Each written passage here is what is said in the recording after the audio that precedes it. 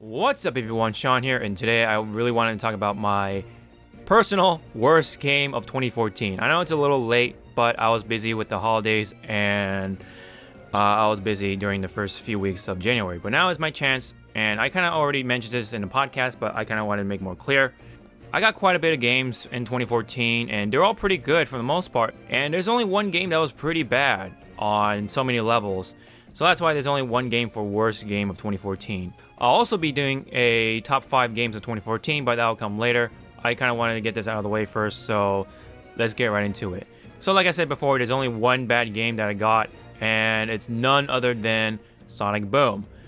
And this is also my most disappointing game of 2014 as well.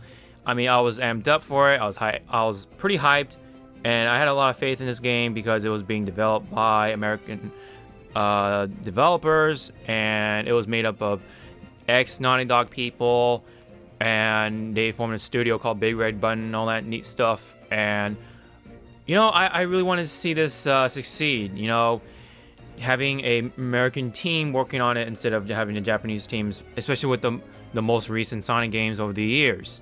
But in the end, it turned out to be a fiasco, and it seemed like those developers weren't the right developers to work with.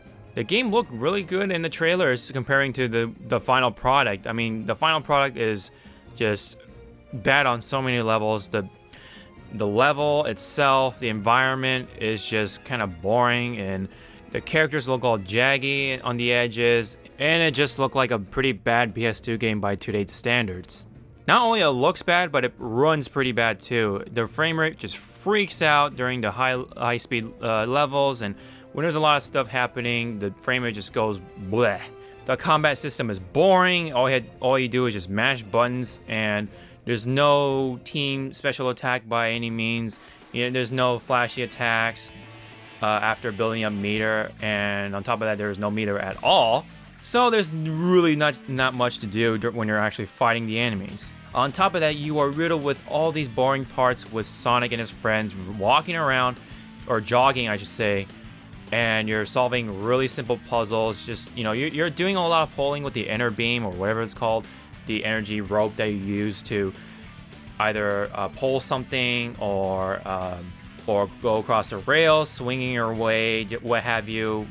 It is pretty damn boring overall, and there's not really much to it. Really seems to be designed towards the much more younger audiences. And adding to that, the camera is terrible at times and just doesn't run well overall. Not only it plays bad, not only it looks bad, but the characters themselves are unlikable overall. I mean, Knuckles is portrayed as an idiot. He's just completely stupid. Tails and Amy are pretty annoying, and Sonic just kind of goes meh a lot of times. There is quite a bit of dialogue that will make you cringe with all the cheesiness that you hear during the cutscenes, and a lot of times the cutscenes you see are just really odd and just pretty bad. One good example is where Metal Sonic makes his entrance. He, you know, does his shockwave thing, does his dramatic entrance, and it looked pretty okay, I guess, but there's just a lot of weird things on that part too. But there is one part that really stuck out to me, and that's where Sonic opens the door with the handprint, and he put his hands on it, and it just happens to conveniently open for him. And he tells his friends to, you know, get through the door, and the door starts closing on them. And Metal Sonic, instead of jets his way through, he just wobbles his way like a penguin, and the door closes on him. It was pretty unbelievable when I first saw that. I just couldn't. There are no words to really describe what happened when I first saw that with my friend Corey. I really don't know why they actually approved this. One thing I want to mention is that something odd about Metal Sonic being so detailed comparing to the other characters. I mean, he's got all the details, the metal polish, and the shine, and all the details are there. I mean, he looked like something from a PS4 game or whatever. Meanwhile, all the other characters look just terrible. And there's not much to expect from the enemies. They all kind of look the same to me, and the main villain was pretty disappointing as well. He's just a snake in a robot suit, and even with that, his design was just pretty disappointing. he doesn't have much to offer. I mean, his personality doesn't stick out. He's not cool at all. I mean, all he wants to do is just make all organic life into machines or whatever. There's nothing cool about him. He doesn't look cool. He doesn't act cool.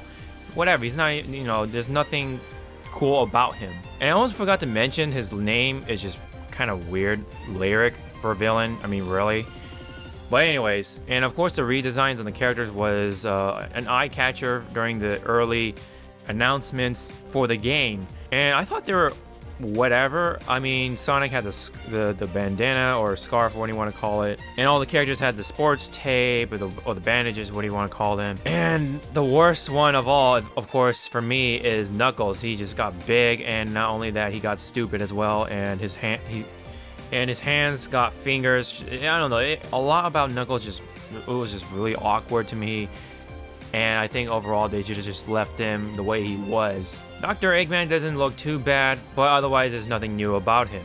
And there's not much to the story. You're just gathering crystals, and there's time travel and all that gimmicky stuff. Now this game is comparable with Sonic 06, but at least this game is playable, so I would say by far this is the second worst game in Sonic history, and Sonic 06 being the first. Now there are parts where you can see what they're trying to do, and there are some parts where it kind of looks good, but otherwise it's just riddled with so much bad stuff, it just kind of taints it. You can see that they're trying hard to make this game look good, especially with the colors. It definitely had some pretty good concepts, but unfortunately they weren't able to apply it for whatever reason to the final product. So that's pretty much it for me. That's all I gotta say for Sonic Boom Rise of Lyric. It looks bad, it plays bad, the characters are intolerable overall, the main villain sucks, the level design is lazy, the story is kind of meh. Now we didn't complete the game, but it doesn't really matter. There's just so many bad things about it. The only good part is actually the high speed levels, in my opinion, because that's what Sonic is all about. This is a game where it's suffering a identity crisis. It doesn't know whether it's trying to be a Ratchet & Clank game or a Sonic game. And you see a lot of that because, it does make sense because it's worked on by ex-Naughty Dog people. You just don't want to be walking around as Sonic and his friends. It's just so boring, and especially with the side-scrolling parts, no, absolutely not. It just doesn't work with Sonic. If I had to give it a rating out of 10, it would be a 3 out of 10. It was just a huge disappointment, and it just plays bad, and it looks bad. A lot of things about this game was so bad. Even with the patch, it just really didn't help at all. And the saddest part about this is that this was the final game between Sega and Nintendo's deal about, the exclusivity and all that stuff. So they had Mario and Sonic go to the Sochi Olympics or whatever, and then there's Sonic Lost World, which was also disappointing. It played like an average Sonic game, and then this one, oh man, this one was by far the worst of the three. Again, I am super disappointed by this, how overall it's just unpolished this game is. It could have been a nice breath of fresh air, but instead we got a nice inhale of just utter bullcrap.